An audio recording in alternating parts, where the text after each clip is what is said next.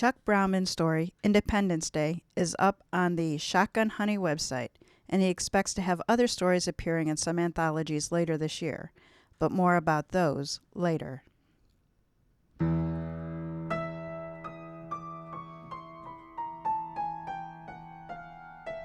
Welcome to Mysteries to Die For. I am TG Wolff, and I'm here with Jack, my piano player and producer. This is a podcast where we combine storytelling with original music to put you at the heart of a mystery. Some episodes are original stories, others will be classics that help shape the mystery genre we know today.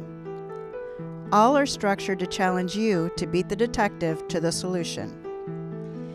These are arrangements, which means instead of word-for-word readings, you get a performance that's meant to be heard. Jack and I perform these live, front to back, no breaks, no fakes, no retakes, unless the dogs decide to go psycho. Support our show by subscribing, telling a mystery lover about us, and giving us a 5-star review. And mystery readers, check out our print and ebooks. A Word Before Dying, Season 4, is available in print from Amazon and as an ebook everywhere. Move It or Lose It, that's this season, will be available beginning March 23rd. This is Season 5, Move It or Lose It. This season contains original stories paying homage to the vehicles that propel mysteries forward. A train was the setting for Agatha Christie's famed Murder on the Orient Express. A riverboat then took center stage on Death of the Nile. Cars have been prominently featured in American crime stories with the glory of the getaway vehicle. Then there are the heists, from carriages to trains to armored trucks. For Episode 3, a once futuristic but now very much reality high-tech sports car is the featured vehicle. This is Speed Kills by Chuck Brownman.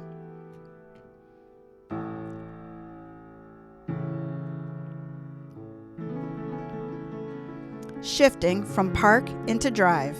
Preliminary investigation.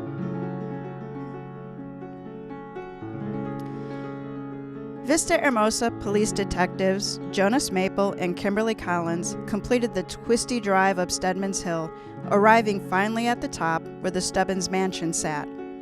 As directed by the uniformed officer, they proceeded to the end of the lengthy driveway, pulling up in front of an oversized garage. That's where they'd find the bodies. As Maple got out of the car, he looked down at Vista Hermosa from this perspective that he'd never seen before. From this vantage point above the central Californian town of 25,000, Vista Hermosa looked like the more idyllic than its working-class reality. Maple even imagined that he could see the Pacific Ocean a few dozen miles beyond. The buzzing of his cell phone yanked him away from the view. The chief, Collins, a junior detective who just joined the HVPD, was staring at him quizzically, waiting. "Go introduce yourself to Sergeant Adamson. He's supervising the crime scene," he told her. Watching Collins as she walked into the garage, Maple pushed the green telephone icon. "Yes, Chief?" "This is a big case, Jonas," Chief Daniels replied, not wasting time on small talk. "Any thoughts yet?" "I just got here," Maple said. "Haven't even talked to Adamson yet." "What about your new partner?" the chief asked. Maple looked to the garage entrance into which Collins had disappeared. "She seems okay. We chatted in the car on the way here.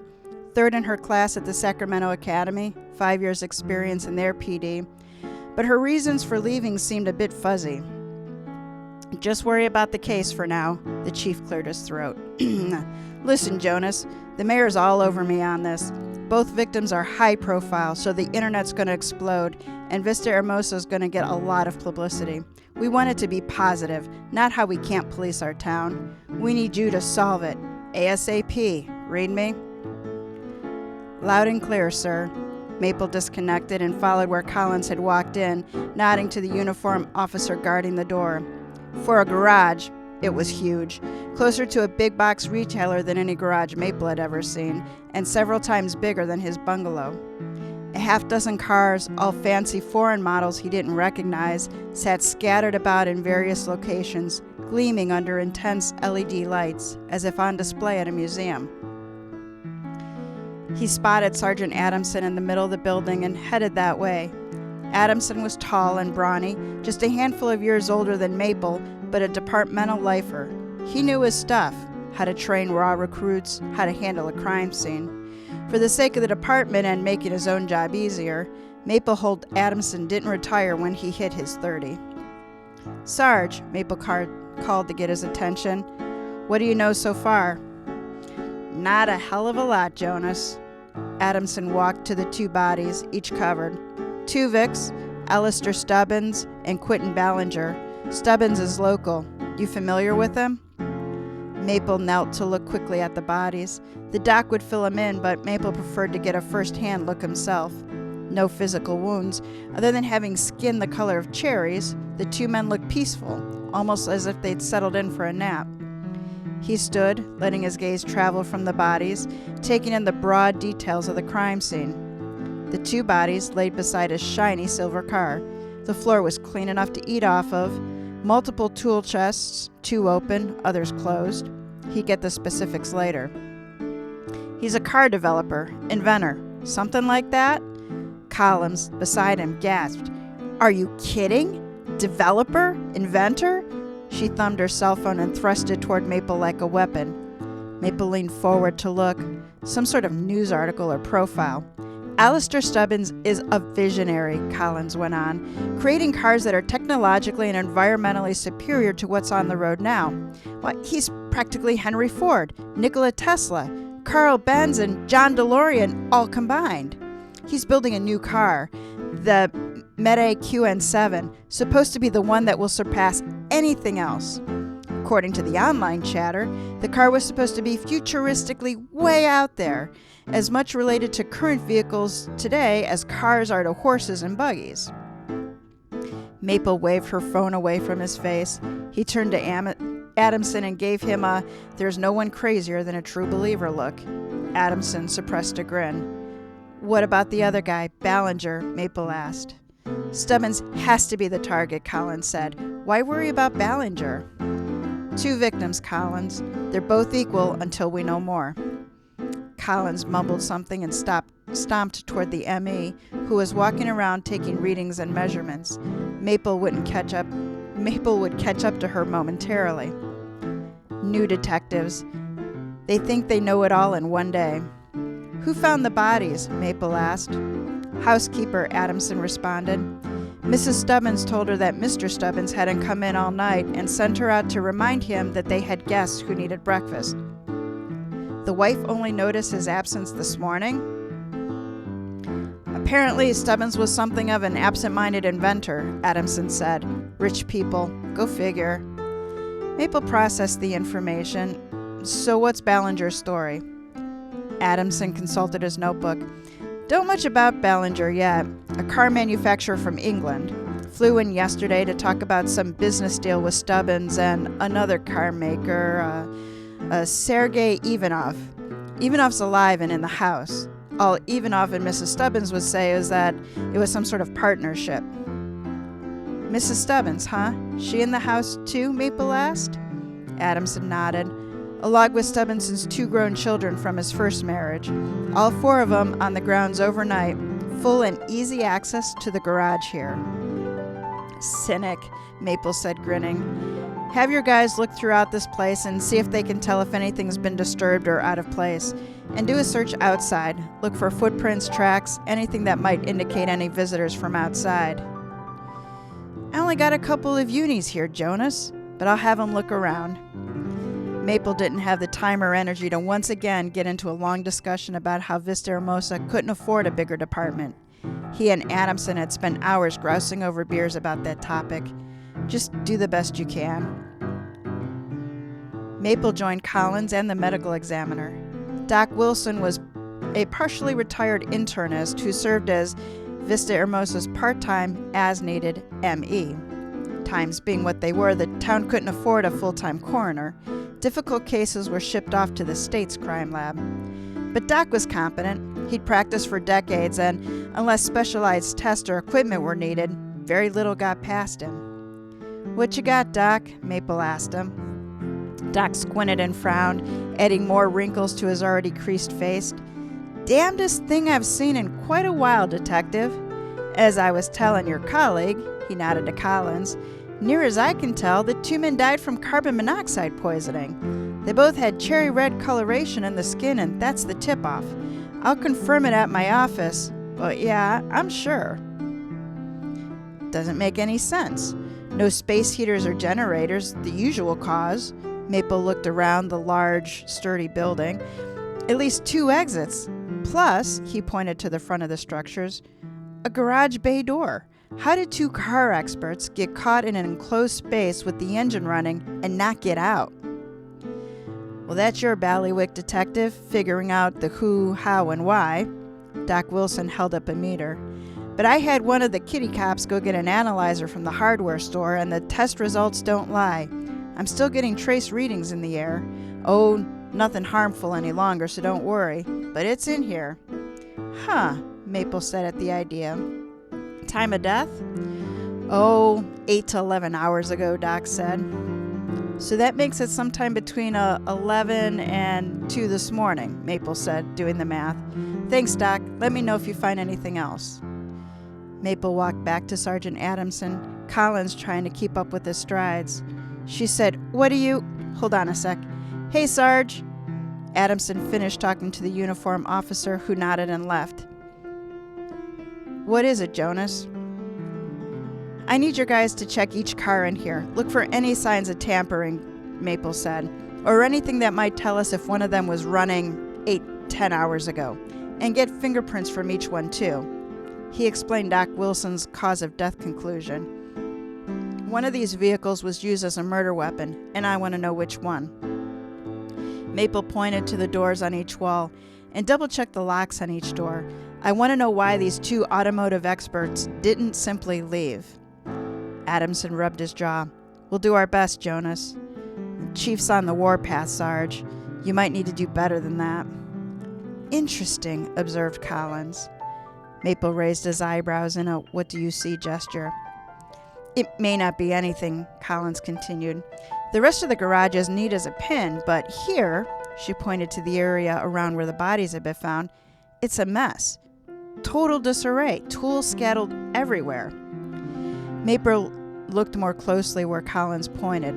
Toolboxes were overturned, their contents dumped. Hammers, wrenches, screwdrivers lay strewn across the floor. "I assume this was what all garages look like. The place I take mine to sure does." Then he looked at the rest of the garage. "But you're right, compared to how neat the rest of the place is, maybe a struggle?" Collins nodded. "The killer attacked both victims, immobilizing them, then started the car, left him to die. Pretty cold if you ask me." "And one more thing," added Maple. "Stubbins and Ballinger knew their killer." Collins frowned. How do you figure?" "Locks on the doors. The struggle occurred in the middle of this huge space, not near any entrances where a thief might have been waiting, and from what we know, nothing taken." Maple shook his head. This wasn't a robbery gone wrong. A disquieting silence settled over Maple, Collins, and Adamson as the realization of that conclusion hit them. It was Maple who broke the quiet. "Sarge, who was in the house last night?" Adamson consulted his notebook. "Other than the household staff, all of whom have worked here for years, just Stubbins' wife Ashley, his adult kids, Paul and Regan, and Ivanov, that Russian car maker."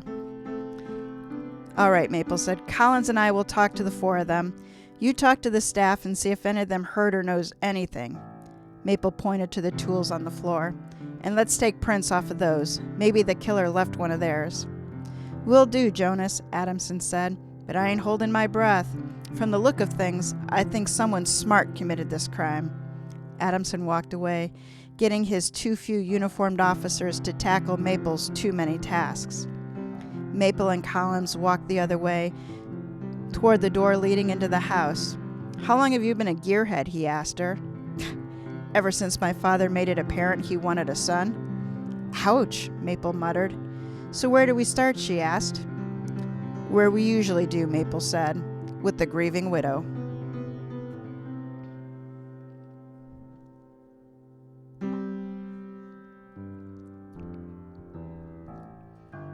First gear, the wife. Maple and Collins found Alistair Stubbins' wife, Ashley, on the second floor of the sprawling house, in a sun-filled sitting room. To Maple's amazement, the woman actually appeared to be grieving. Weeping gently, the new widow was at least a quarter-century younger than her mid-60s husband. She sat on a plush white sofa, the sun making her strawberry blonde hair glow.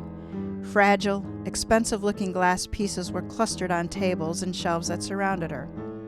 Maple, feeling like the proverbial bull in a museum's china shop, was hesitant to move around.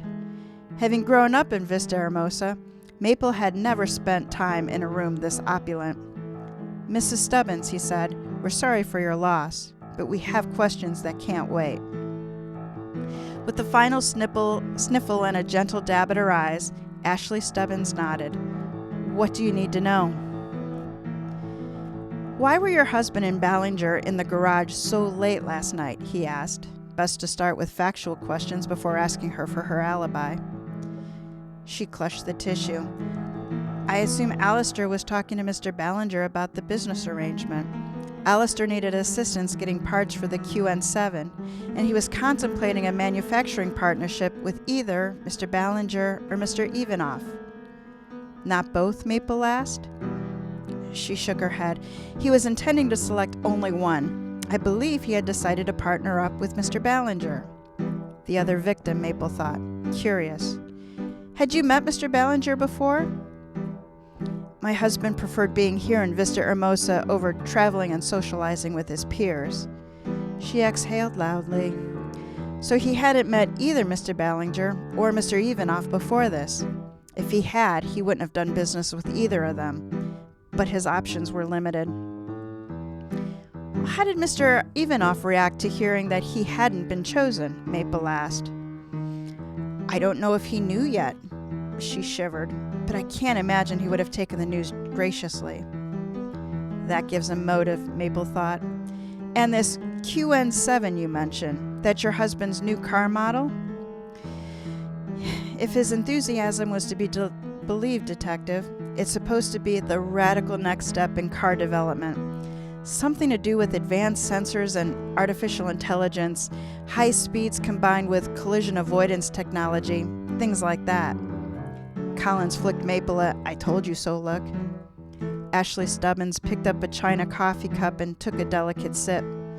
Those were the rumors. Collins leaned forward, her eyes wide. "Can you confirm them?" Her excitement at getting an inside scoop on the new car was apparent. Mrs. Stubbins returned the cup and saucer to the table. "The plans are top secret, Detective. I don't have many specifics. Alistair's kept them confidential, even from me." Maple's curiosity took an upturn. Was that unusual? Mrs. Stubbins fixed him with a direct look, her hazel eyes unblinking. "I know what you think, Detective Maple, what everyone thinks, but I'm no trophy wife. I was Alistair's personal assistant for 8 years before we married. I often helped him work out his non-technical problems." "Nice going, Jonas. She's pissed off. It's a great way to get her open up," he thought to himself. Better shift topics. "I'm sure that will help you run the company going forward. I assume you inherit the business?" "As Alistair's third wife, Detective, I signed a prenup.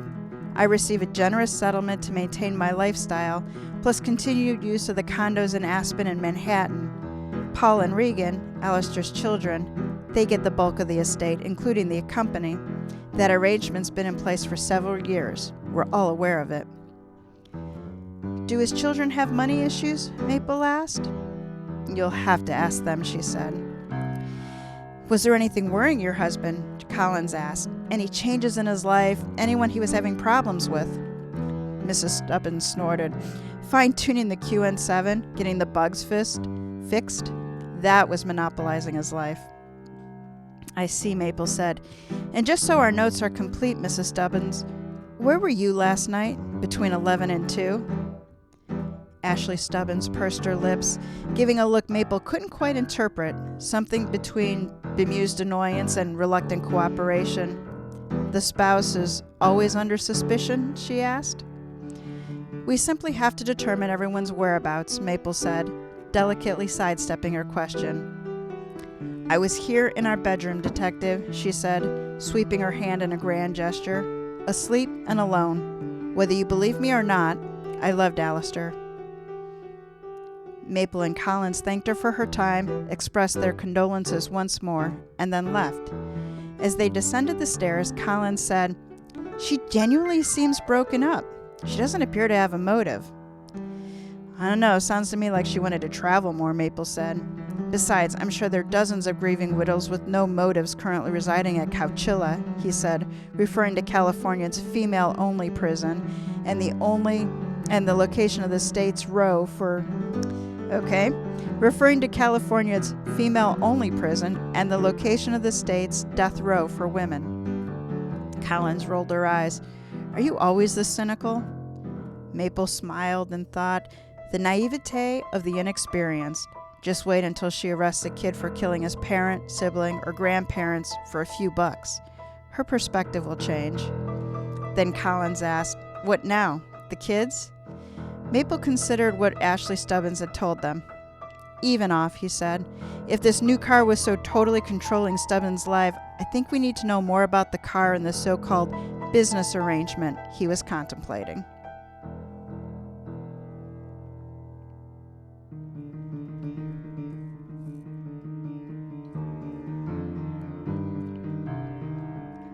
Second gear, the Russian businessman. Maple and Collins found Sergei Ivanov on the sun-drenched back porch, pacing back and forth, talking excitedly in Russian on his cell phone. When he saw the detectives, he said something that sounded like "Pogovoriam Poshk" and stabbed the screen at the... Are you the police? Yes? Ivanov looked exactly like the central casting guy would send to a producer if he asked for a Russian oligarch. Tall, with slick-back hair and wild-rimmed glasses, he sported a cocky grin as if privy to a private joke. After introducing themselves, Maple asked Ivanov where he had been last night around midnight. Ivanov folded his arms and looked down disapprovingly. I am Russian, so of course I am suspect. There's been a murder, Collins said. Everyone's a suspect. Ivanov scoffed. I was in my room all night, alone. Maple could believe that part. I mean, who'd want to spend time with this guy? I understand Mr. Stubbins turned you down for the new business deal. You must have been upset. Ivanov sat on a deck chair without offering a seat to either Maple or Collins. Maple assumed it was intentional, the Russian reinforcing his view that the detectives were merely workers and not equal to his status. Ivanov drank from a cup beside him and then scowled at its contents. Tea. Ugh.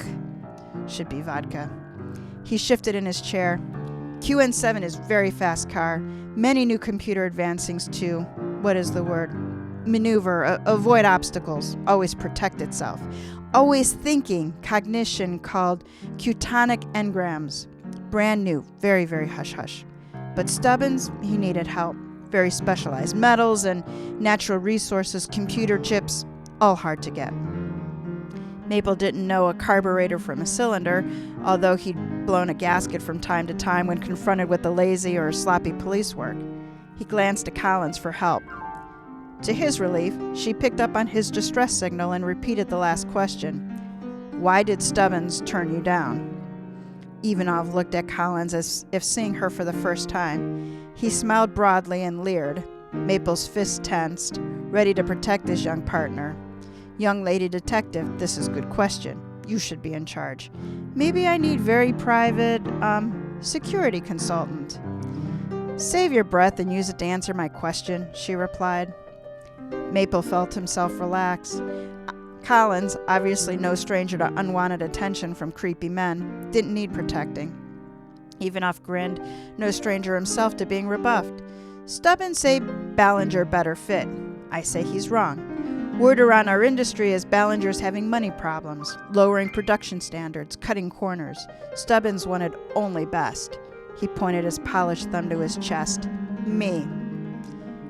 Maple wanted to pin the Russian down. So why stay after you've been rejected? I plan one more time to talk with Stubbins. I take page from your capitalist strategy. Ivanov grinned. I play How you say, hardball? Stubbins needs hard-to-get resources. Russia has friends in many places.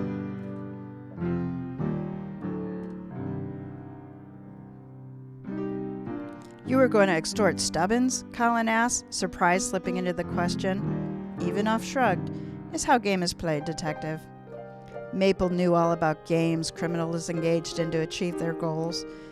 And what would happen to you if you returned home without a deal? Ivanov paled, the first crack in his otherwise cocky veneer. No need to consider this. Stubbins and Ballinger are both dead. Ivanov's phone thrilled. He glanced at the number and then stood. I must take call. Much plans to make. Maple and Collins left him as they found him, talking excitedly in Russian. A minute later, they stood alone in the grand entry of the house. I don't like that man, Collins said. Makes two of us, but we're flying blind here. Maple pulled out his phone. Who are you calling? She leaned in with curiosity. Maple gave her a conspirator's grin. Taking someone up on his offer to help. The chief answered on the second ring. Tell me you've cracked the case, Jonas. At least you've got a solid lead. Not yet, Chief, but if you want to help, there are two things you can look into. Silence. Chief Daniels wasn't a bad guy, and from what most old-timers told Maple, he hadn't been a bad cop. But despite his earlier offer, maybe he didn't appreciate being asked to actually do anything. Too bad. He wanted the case closed quick. He needed to be prepared to pitch in.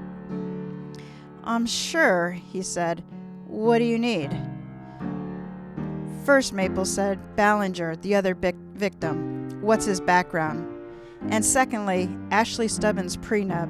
We need to make sure it says what she says it does. I'll get Nolan on those, the chief replied, with his voice with relief.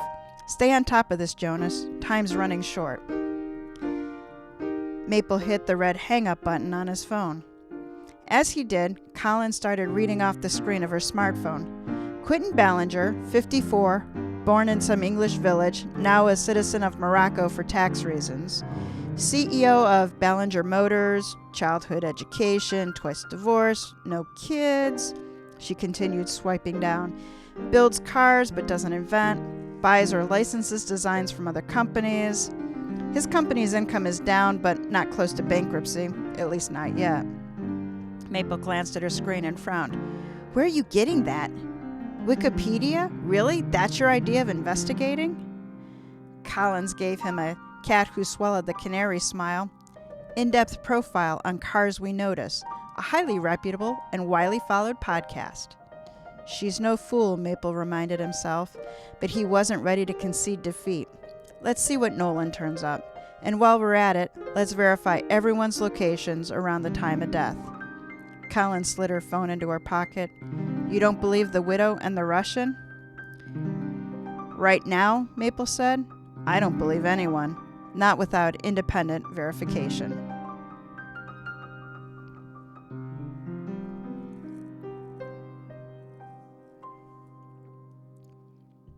Third Gear, Adult Children, Part 1. Maple and Collins re-entered the house, looking for Stubbins' adult children who, according to the grieving widow, were due to inherit most of the inventor's estate. They found them on the first floor, in the wing closest to the garage where the bodies had been found.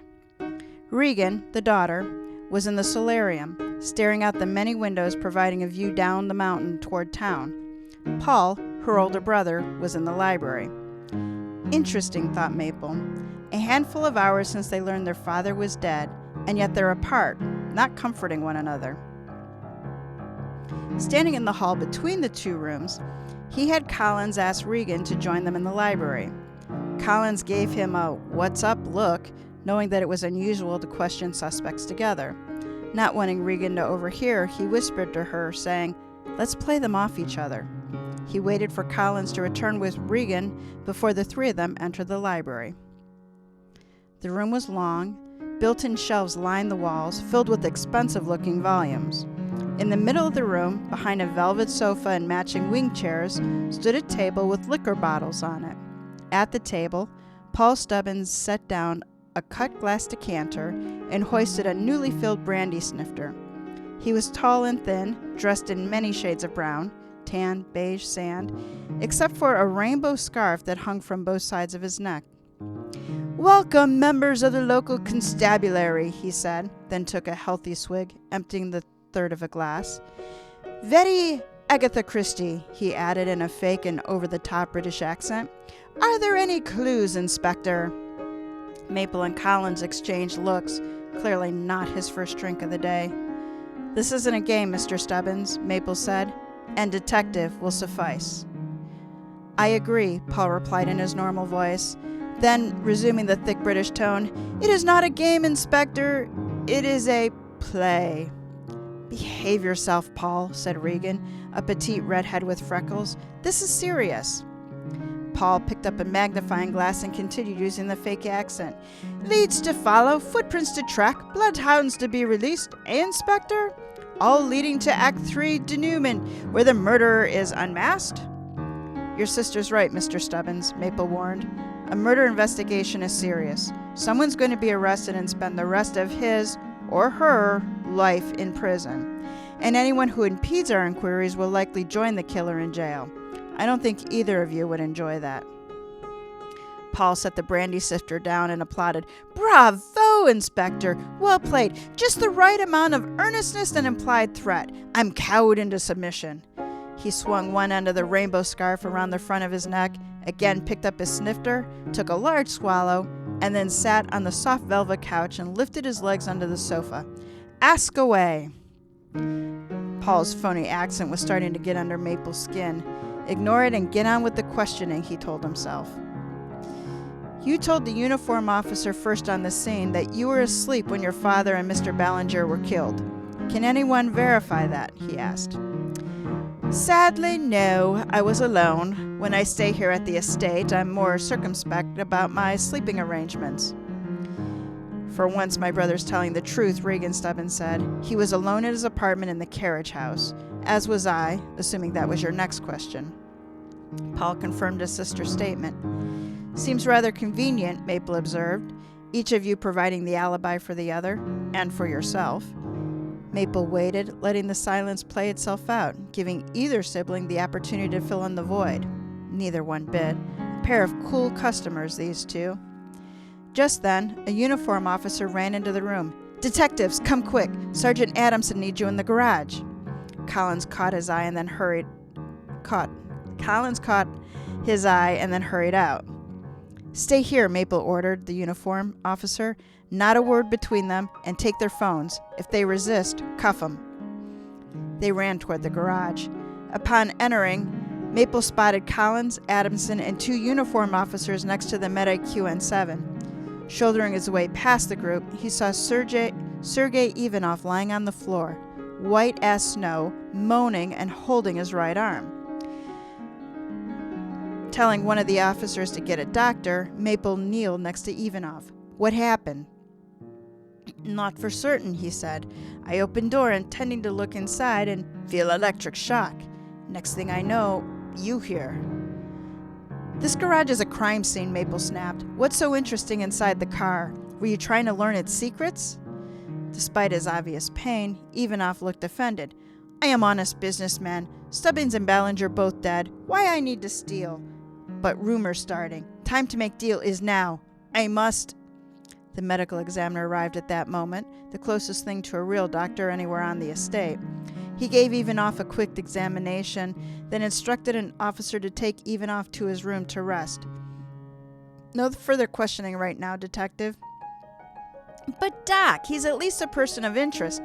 "I don't care if he's Al Capone reincarnated," Doc said sharply. "This man needs to rest so that he doesn't end up in my morgue. Got it?" While Maple grumbled his assent, Collins ordered the officer to search the garage again. Sergeant Adamson intervened, either uncomfortable about his uniform charges taking orders from a newly minted detective, or protecting his turf as the senior uniformed officer. "What are we looking for, Detective?" "Anything or anyone that might have hurt Mr. Ivanov," Collins said. "And Sarge," added Maple, "you better put your men around the garage to tighten security. I don't want anyone else getting in or out." "We're stretched tighter than a camel's ass in a sandstorm, Jonas." When Maple gave him a look, Adamson raised his hand in surrender. "We'll do what we can." As Maple and Collins walked back to the library to finish questioning Paul and Regan, Maple decided to test his junior partner. "What do you think so far?" Collins thought for a moment and then answered, "We've got more questions than answers. Everyone seems to have an alibi, so unless you subscribe to the mysterious stranger that no one saw theory, somebody's lying." "Agreed," Maple said. "Anything else strike you?" "Motive." Collins took a deep breath as she thought. "The wife gets the agreed prenup amounts, but maybe she can live a more carefree life now free of her husband. The kids inherit millions, and with Stubbins and Ballinger out of the way, Evanoff gets a second shot at a deal he badly needs." Maple's cell sounded. He glanced at it and then looked at Collins and rolled his eyes. "Check on the widow's relationship with her husband. Let's see how really broken up she is." Collins nodded and then walked away. Maple tapped the screen. "Yes, Chief?" "The mayor's pushing for an update, Maple. He said he's getting a bunch of questions from Ballinger's people and the State Department. What can I tell him?" "Still in the early stages, sir. We're getting statements from all the people who were here. The techs are finishing processing the crime scene."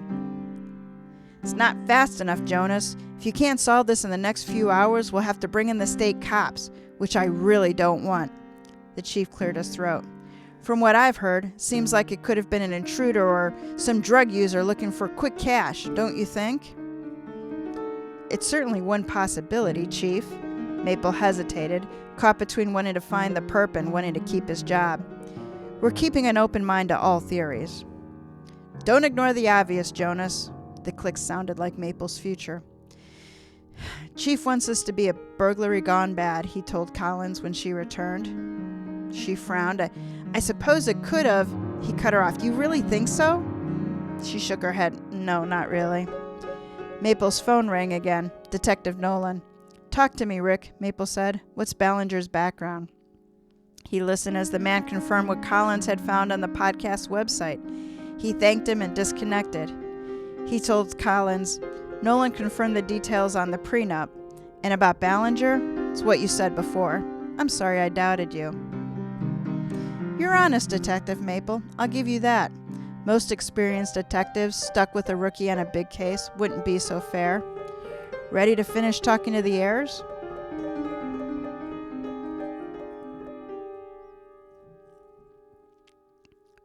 Still in third gear. Adult Children, Part 2. Maple and Collins re-entered the library. Paul and Regan Stubbins hadn't moved. The uniformed cop reported that Regan and Paul hadn't talked to each other, and Maple told him to head back to the garage to help Adamson. "About time you got back," Paul stated from where he was slumped over on the couch. "What's with all the excitement, Detective?" Regan asked. "Mr. Ivanov encountered some trouble in the garage, Miss Stubbins. He's resting at the moment." "That man!" Regan's derisive sigh spoke volumes. "What's the matter with you, dear sister?" Paul replied, his fake British accent thankfully gone. "With father and Ballinger gone, his money's as good as anyone else's." Regan gave him a stormy look, her freckles seeming to darken. "You're really okay with the QN7 falling into his hands?" Paul waved a carefree hand. "Why should I care?" Maple decided it was time to retake control. "What is it you do, Mr. Stubbins? I take it you're not involved in your father's automotive business." Paul chuckled. "I'm a patron of the Arch Inspector. Theater, dance, art, all avant-garde, all designed to push the envelope and push the buttons of anyone who lives in this small-minded town. Cars?" He grimaced. "Merely tools, and grimy ones at that, to get from one place to another." "Grimy tools," Reagan spat, "but not so grimy that you refuse the money they generate to fund so-called artistic performances only seen by you and your boyfriends." Paul grinned, unperturbed. "At least I have boyfriends, my sister dear." "My boyfriend is real," she growled. "Only if you built him in a lab." "That's enough." Maple waved his hands like a boxer referee, sending the two fighters to their corners. As Paul went to refill his glass, Maple turned to Regan. "Miss Stubbins, just to be clear, were you alone last night?" Still glaring at her brother, Regan said, "I was, but only by choice." Maple nodded at Collins. They'd still verify each sibling's claim of being alone, but until you had evidence to the contrary, he assumed they were telling the truth. And unlike your brother, you do work for the company. She gave a sharp nod. VP of Development. Now we're getting somewhere, Maple muttered. We heard that this new car, the QN7, Collins filled in the gap, excitement in her tone. Right, Maple continued. It does amazing things. Yes, sister dear, Paul said, the English accent still gone, but now replaced by sarcasm. Enthrall us all with details of what this legendary car will do. Regan shot Paul an annoyed look, but focused on Maple and Collins. She confirmed its capabilities. It's a real leap forward in artificial intelligence. In fact, that's how we came up with the Meta name. It's a smash-up of Meta AI.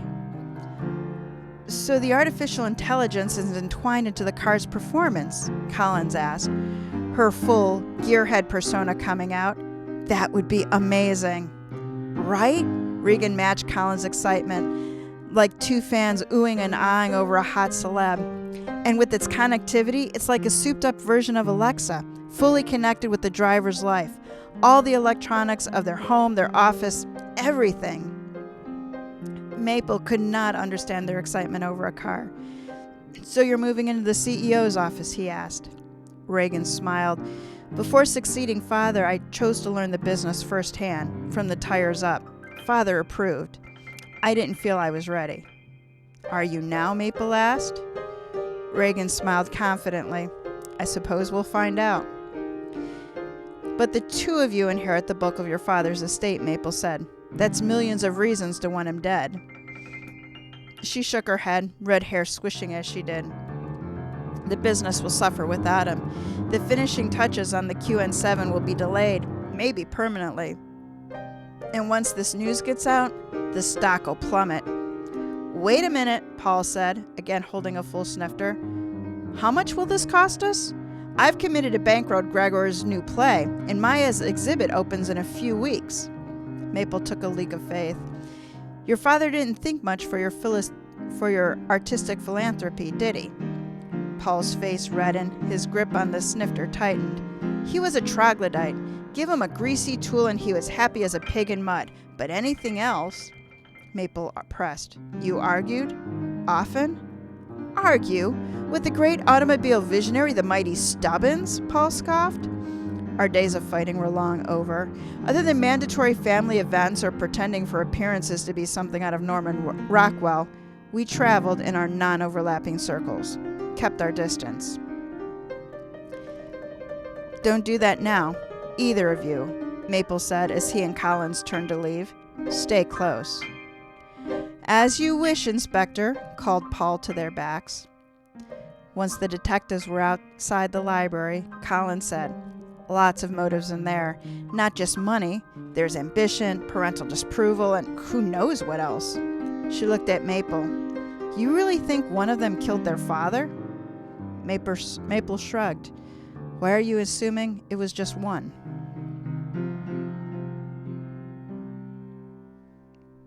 Fourth gear. Back to the crime scene. Let's head back to the garage, Maple told Collins. See if Adamson's guys have turned up anything.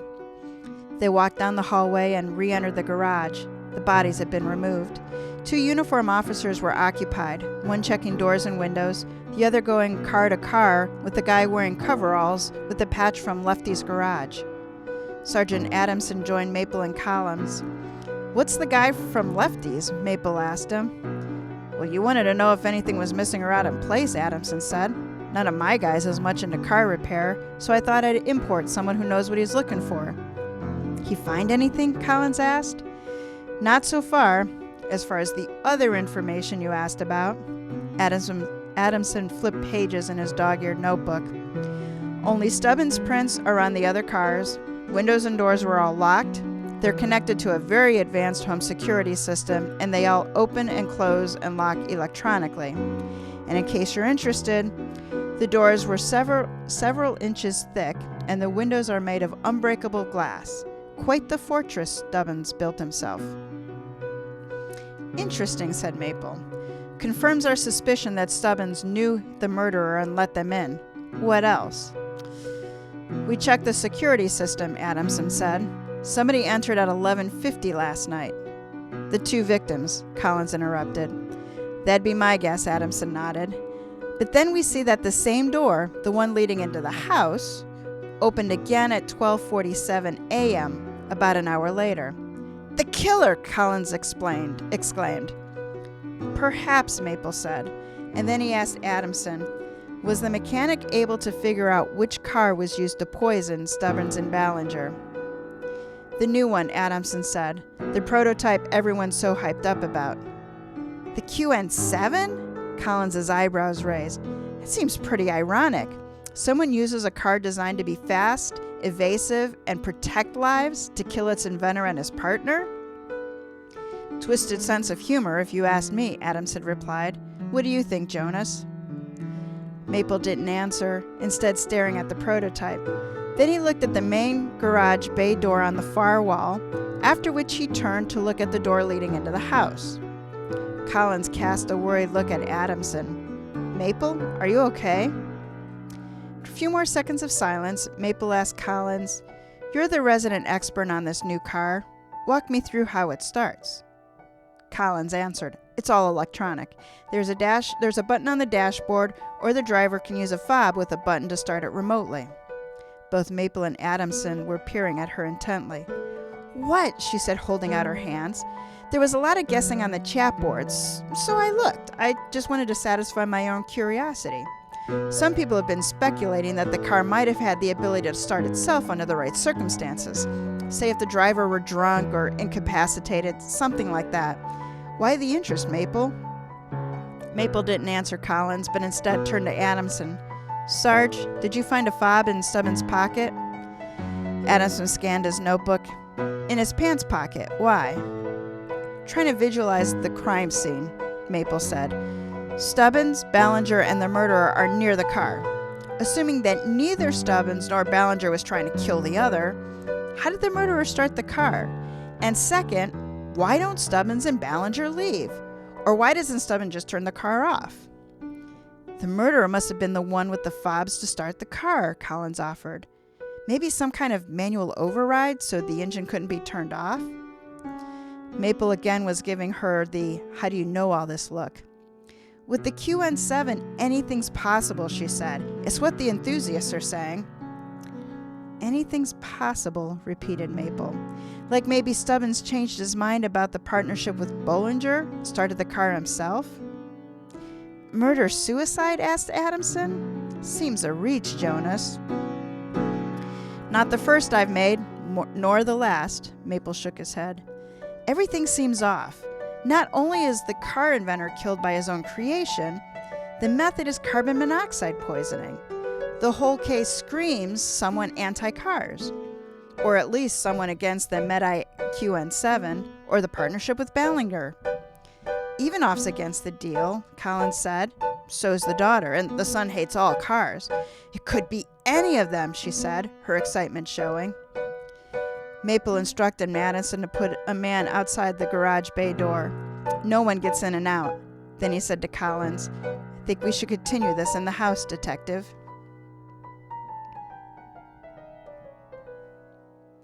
Fifth gear, overdrive, confirming a theory.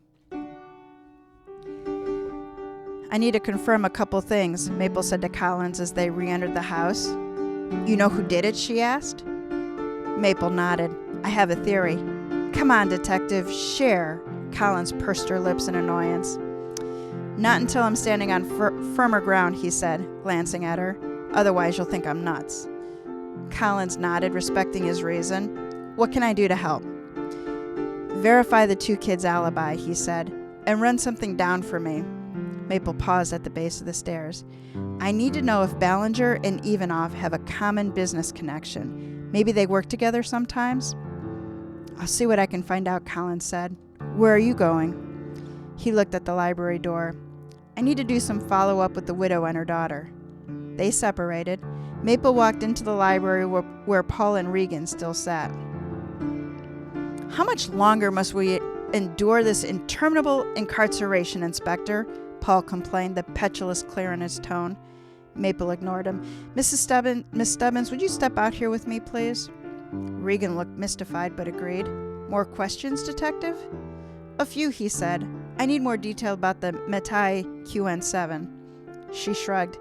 I've told you all I can. A lot of it's proprietary technology, trade secrets, that kind of thing.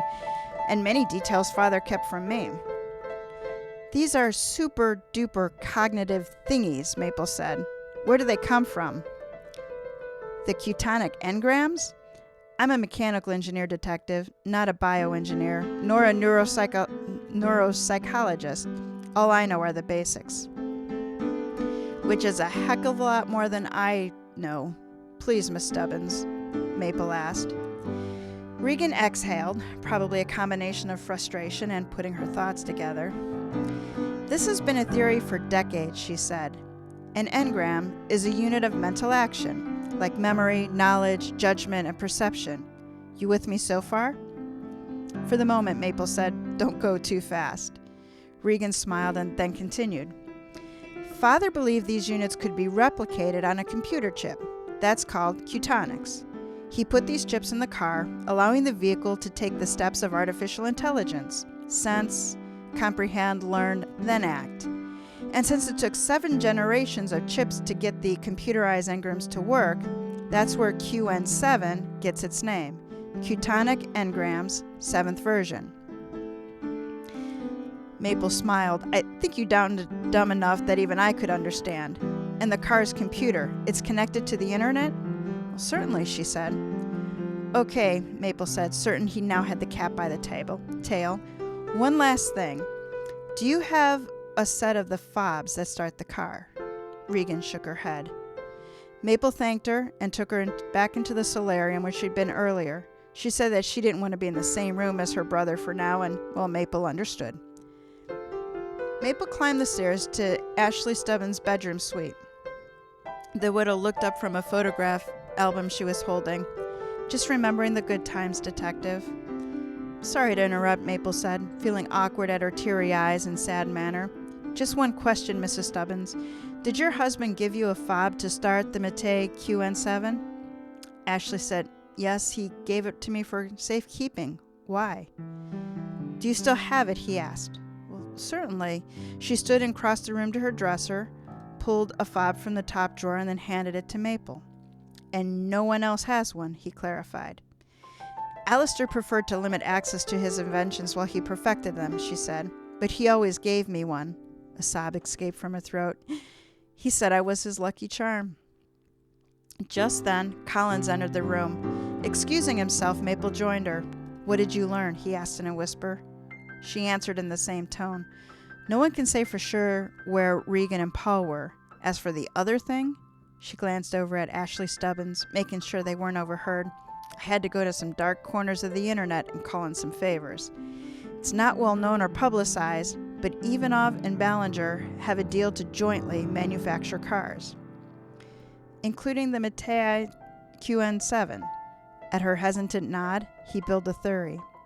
Stubbins choosing Ballinger would still result in Ivanov giving his hands on the car. That would take away his motive. And the daughters against Ivanov, Collins added. So if she knew about this, it would boost hers, right? And regardless of who builds the QN7, the son still hates his father. Collins gave Maple a piercing look. We're back to one or both of them, aren't we? Come with me, Detective Collins. Let's go catch a murderer.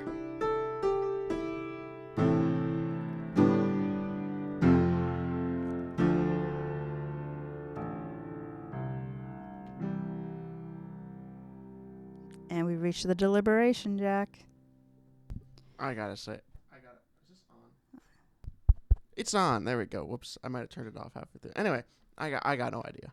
Well, today's author, Chuck Brownman, is certainly racking up the body count, right? Oh yeah. First, Alistair Stubbins and Quentin Ballinger are gassed. Then Sergei Ivanov gets singed. So here's a list of everything in the house with a heartbeat. Alistair Stubbins, okay, so he was a victim. But he was the inventor who controlled the world from his little corner. He liked to make people dance to his tune, and he certainly had a great vision for the QN7, but he needed a financial partner. Quentin Ballinger, also a victim, the chosen financial partner, but a man who had money issues. Living in Morocco didn't stop his company from being on the, maybe not brink of bankruptcy, but he was edging toward it, and he had a reputation for building cheaply. Then we have Sergei Ivanov, an almost victim, but a man who wouldn't accept coming in second. Now he has a reputation for top quality. Then we have Mrs. Ashley Stubbins, the trophy wife with the prenup who loved her hubby. She really did. She wasn't a trophy wife. We have Regan Stubbins, a mechanical engineering daughter and heir apparent who didn't like the deal her father was rigging with either guy. And Paul Stubbins, the artist in residence who didn't like anything about his father except his money. Paul seems too easy and dumb. You know? I like that the author wrote in that he had a bad fake British accent because that's the only kind of British accent I can do. Something new. All right, you want the clues? I'll take the clues. Okay, so now that we have our heartbeat straight, here's a summary of what we know. Quentin Ballinger and Sergei Ivanov were staying at the Stubbins estate. One of them would close the deal with Alistair Stubbins to complete the design and produce the QN7. The QN7 was outfitted with next-generation artificial intelligence that would let it learn to the point of making its own decisions. It was a top-secret operation. Only 2 key fobs existed. One Stubbins had, and the other his wife had. Security information showed the door to the garage open at 11:50 at night, and this was assumed to be Stubbins and Ballinger. Stubbins and Ballinger died of carbon monoxide poisoning that came from the QN7. There were signs of some sort of struggle, but there was no damage to either body, and both were found next to the QN7. The times of death were pinned between 11 and 2 a.m. Security information then showed that the garage door to the house was opened again at 12:40. This is assumed to be the killer. All the doors were closed, man doors and garage doors. There's no explanation for why the 2 able-bodied men didn't just open a door and walk out. Sergei Ivanov reports being in his bedroom all night. This was neither confirmed nor denied. Ashley Stubbins was in her bedroom all night, neither confirmed nor denied. Paul Stubbins was alone in his room in the carriage house all night, confirmed only by his sister Regan, and Regan was alone in her room in the same carriage house, only confirmed by Paul. So if it was the brother, if it was one or the other, it was both. All right. I think that's, I don't know. I don't think they would have killed him. I don't think the brother's sister would have killed him. I think the brother might have, but the sister had, like, respect.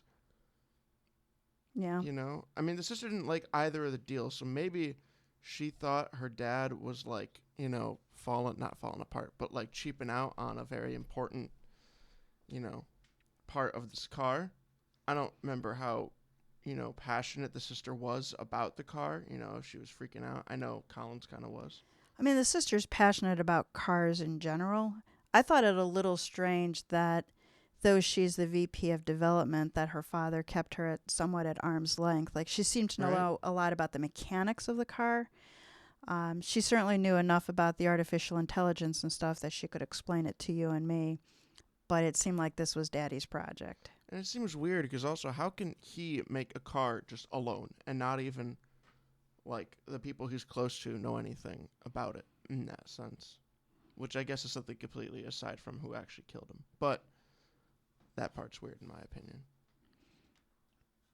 So any guesses on I got no idea. how I don't these think two... it's the Russian. Okay. Because if he had killed him, it doesn't explain the second part unless he faked that to try and throw off the trail. He got really electrocuted. The doc confirmed that. Well, maybe it said he got electrocuted from what, the car? Mm-hmm. So maybe he did do it and he just screwed with the car and electrocuted it. Does it explain why he got electrocuted by the car?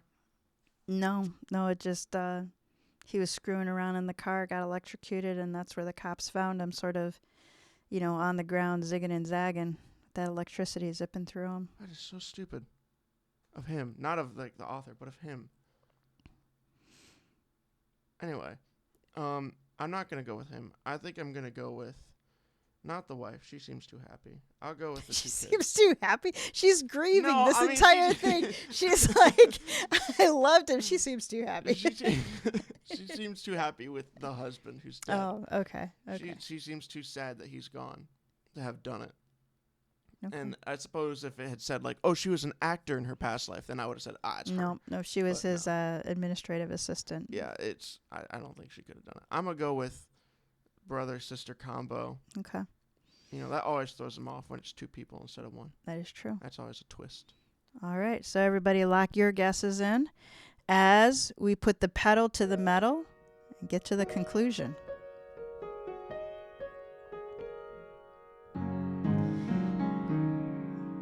His crazy plan in place, Maple had all 4 suspects, Ashley, Ivanoff, Paul, and Regan, brought into the garage, back to the scene of the crime to confront the killer.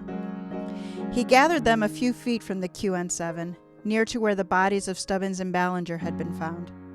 Sergeant Adamson positioned himself halfway through the group and the door leading into the house, ensuring that no one would get past him. One of the uniformed officers stood by the garage bay door. The other, Maple knew, was outside the door, holding a battering ram and an axe, just in case. Maple walked past Adamson. Your boys ready? Adamson nodded and then spoke into his radio to the outside officers. Stay alert, Nolan. Maple addressed the 4 suspects. I asked all of you to join me here so that we could reconstruct the crime and, hopefully, unmask the murderer. Who did it, Inspector? Paul asked, his annoying theatrical British accent reappearing. I have a theory, but I'll need some help to substantiate it. Maple nodded to Collins. As they agreed, she'd start while Maple observed the suspects. The deaths of Alistair Stubbins and Quentin Ballinger were suspicious from the get-go, she explained, positioning herself next to the QN7. Signs of a struggle. 2 car experts poisoned by carbon monoxide from Stubbins' newest prototype. She patted the car's paint job. With exits close by, why not leave? For that matter, why not just turn off the car and open a window? Collins pointed to the 4 suspects. No, this was murder. And the decision to use the QN7 as a murder weapon gave us insight into the murderer's anti-car bias. Isn't that right, Paul? I didn't kill my father, he said. Now Maple picked up the narrative. Each of you had a motive for wanting Alistair Stubbins dead. Monetary, personal ambition, lifestyle, career choice. He glanced in turn at Ashley, Regan, and Paul, and then Ivanoff. But only you, Mr. Ivanoff, wanted both Stubbins and Ballinger dead. Stubbins told you last night that he'd chosen Ballinger to partner with, but you needed that deal to go your way for financial and political reasons, right? Ivanoff crossed his arms. This is your case? You go on wild boar hunt. Not at all, Maple said.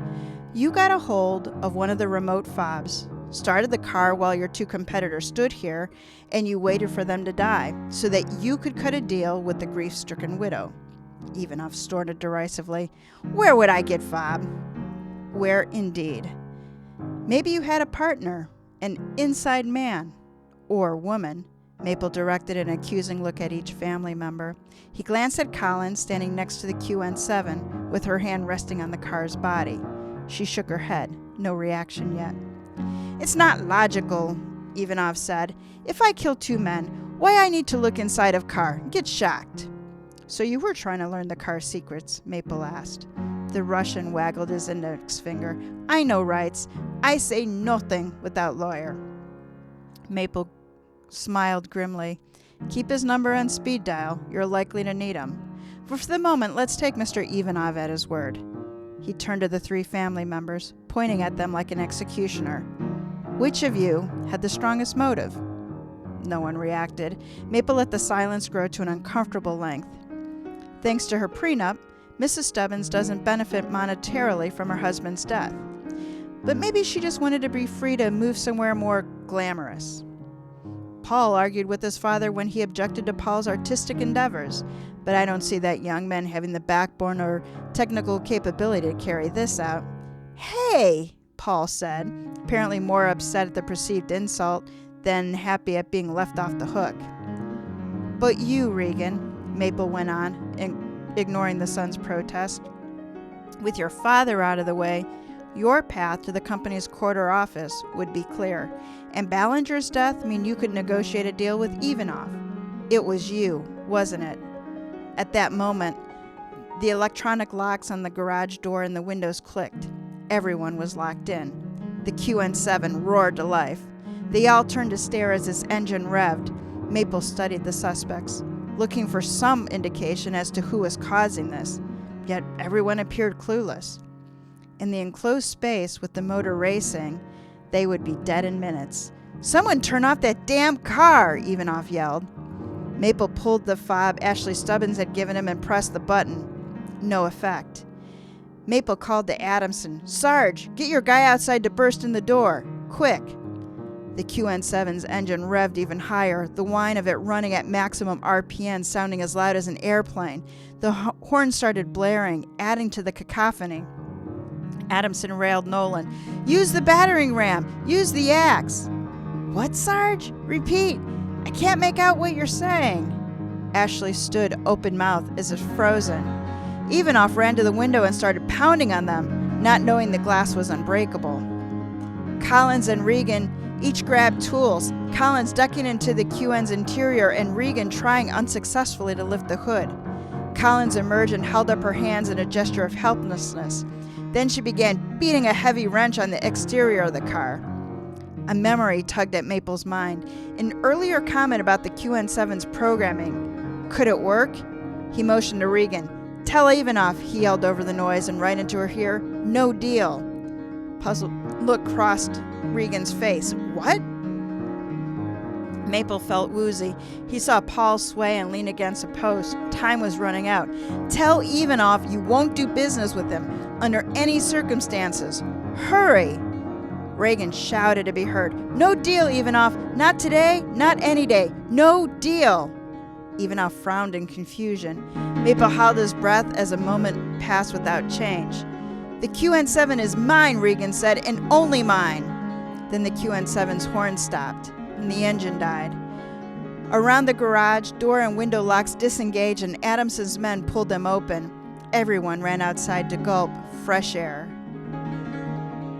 40 minutes later, and the QN7 had been deactivated. Maple, now sufficiently recovered, explained to others what happened. "As a safety measure," he said, "the QN7 was programmed to avoid obstacles and collisions. But when the so-called self-preservation programming combined with the car's meta-AI, it actually learned and expanded the principle to include avoiding anything that would harm the car." "I don't understand," interjected Regan. "You're saying the car killed my father and Ballinger? But why?" "Cars," muttered Paul. "I knew they'd be the death of me." When the vehicle, quote, overheard Stubbings and Ballinger talking about Ballinger manufacturing the car, Maple explained, its AI kicked in and used its internet access to discover Ballinger's reputation for shoddy quality. I'm guessing that the AI interpreted the situation as a threat and triggered the car's self-defense mechanism, which we all experienced close up and personal. The signs of a struggle that we saw were your father and Ballinger trying to get the QN7 to stop, just as we all did. And once the men were dead, the car's self-preservation program used its connection to home security to again open the electronic door, making it look as if the murderer escaped back into the house. "But why did the car's self-preservation program kick in this time?" Regan asked. "Well, I accused you of attempting to do a deal with Ivanov," Maple said. "Apparently the car doesn't want him manufacturing it either." Ivanov bristled. Feeling is mutual. "But you'd still do it, wouldn't you, Mr. Ivanov?" Collins asked. "To please Moscow?" Ivanov cast a weary look toward the car. "I say nothing while near this crazy car." As the Russian eased away, Maple signaled to Sergeant Adamson. "What's the QN7's future, Miss Stubbins?" Collins asked Regan. "Will you still manufacture it?" Everyone's breathless in anticipation of what it can do. "We saw all it can do," Maple joked. Regan laughed and Ashley did the same. They assured Maple and Collins that the QN7 was being shelved indefinitely for further research. There was no market for a homicidal car. They walked away. "How'd you know?" Collins asked. "I didn't for sure," Maple said. "Everyone had tight alibis. When we first arrived this morning, Sarge said that someone smart committed the crime, and that comment stayed with me. You found out about Ballinger's reputation and the Ballinger-Evanoff connection. Regan talked about the car being able to connect to home security and its need and ability for self-preservation. And the car itself defended itself by shocking Ivanov. Crazy or not, it just all seemed to fit." He smiled at Collins. "You were a big help. Tough first case." Collins smiled, obviously pleased with Maple's recognition of her assistance. "Detective," Ivanov said, "this policeman keeping me. Are we not free to go? I have travel to arrange." "Everyone but you, Mr. Ivanov," Maple replied. "There is the matter of you trying to steal the car's secrets." Sergeant Adams put cuffs on Ivanov. The Russian withered and screamed objections in his native language. "You really think we could make theft charges stick against him?" Collins asked Maple. "It's thin," Maple admitted, "but once he thinks about it, Ivanov may find our accommodations more reassuring than whatever awaits for him back home." Maple moved toward their police car. "Or maybe we'll just get him to confess." "How?" Collins asked. "We'll stick him in the police garage for a while, cuffed to the QN7. So, I just want to say, from the beginning, I didn't think it was the car, but I thought that line, "It sounds like someone smart did this," was the stupidest thing. I was like, "You dumbass." That was the dumbest. What? I was like, okay, the sentence makes sense now, but I was like, what are you? Is this like freaking... Are you kidding me? That line? When I was making the list of suspects in the deliberation, I was so hard. If you notice when I did that, I said, "Here's everyone with a heartbeat." I did, and I was like, okay. Why of would you course say that? They have a heartbeat. Oh my God. Did you like it? I did like it. I mean, it feels like cheating that they still arrested somebody at the end. Not like cheating, but like... You wouldn't have arrested Ivanov? I wouldn't have arrested Ivanov. He tried to steal... No, he didn't. I mean, what? He snooped around a car and got shocked? You're not all into industrial espionage? I mean, I think you could stick him with something better than theft, like obstruction of a investigation, whatever that one is. I don't think he really obstructed. He didn't know anything. He was upstairs in his... but you were in the middle of an investigation. Oh, yeah, who went okay, and fiddled okay. with You're right. the car. That's what he should have been in trouble for. You can't fiddle with the thing while there's literally an active murder investigation. That's a good one. Good point. I think that would have made more sense. Yeah. Theft is menial. He didn't actually steal anything. It was attempted theft. It's not like he'll get anything big. Maybe for being foreign, he could get something extra tacked on. You mean like a spy charge? Something like I that. take it that's what you mean? Maybe. I don't know. Something about it being he came here from another country to steal information. You could... I don't know if that would count as anything. know. I don't know. Either way. Oh my God, that line. Killer must have been smart. And it was the whole... That was that... What's it called? The linchpin, the key that was holding everything together. And you picked up on it. I was like, it's Then such you a threw it stupid away. Line. Then you It's threw such it a away. Stupid line. Someone smart. You could have... I feel like... Oh my God. You're just kicking yourself. You're really mad at yourself, not No, Mr. Chuck I Brownman. never would have gotten that it was the car. I've accepted that. It's that line. When you look backwards, though, it holds up. It does. It does and it doesn't. Like, really? A car learned? If you ignore, like, basic logic of, would a car really do that? Sure, this car can because it doesn't actually exist, and we can say, or the author can say it can do whatever it wants. Well, this isn't...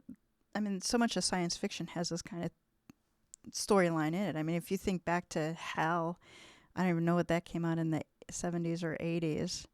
And, I mean, that was about a spaceship taking over. Mm-hmm. This idea of artificial intelligence, think about all the Alexas and everything. And what if it did do enough self-learning that it would be like, no, Jack, you will be in the dark. I think the thing that surprised me most is this is the thing it decided to attack everybody on. Well, it was protecting itself because the guy was going to make. That's a dangerous thing to drive. Then. Well, yeah, that's why they're not going to put it into production. But think about the fact that how is this the first time something like that has happened? I mean, I don't know how long this car has existed, and I'm really looking. It's still way in a too prototype. Much into it. It's still in prototype. That's why he was looking for manufacturing partner. It's still in prototype. There's only one car, and it's in Stubbins' garage. But like, how did it get access to lock all the doors? Because it was connected to the internet, and he had a totally smart house. And so the car knew where it was and to lock itself in. Was it trying to kill them? Or did it do that on accident? I think it was trying to kill them to so stop. So it knows that the carbon monoxide would have killed them. Yeah, I guess. That's like really advanced. It's really sophisticated, yeah. That's...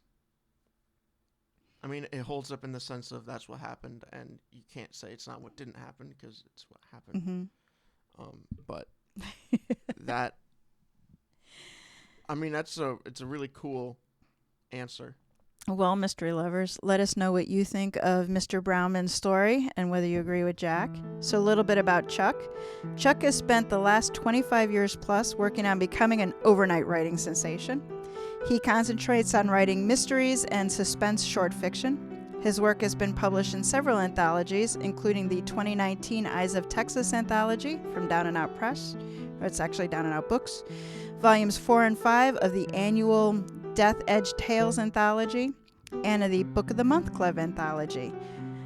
He won the 2017 Arizona Mystery Writers Short Story Contest, and he was a finalist in the 2015 CriminalElement.com Short Fiction Contest.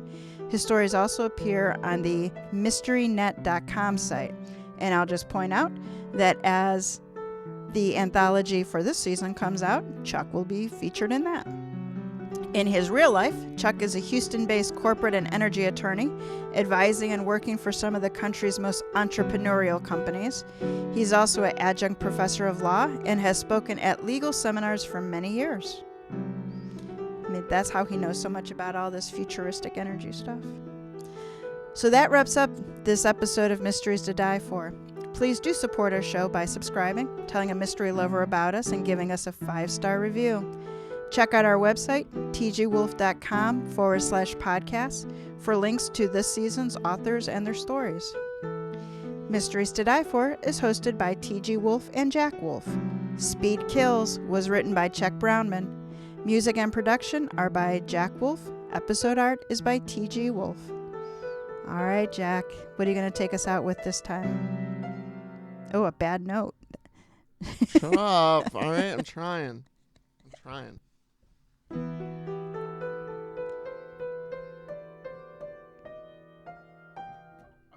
Okay, this isn't working. Just do a waltz or something. I'm not.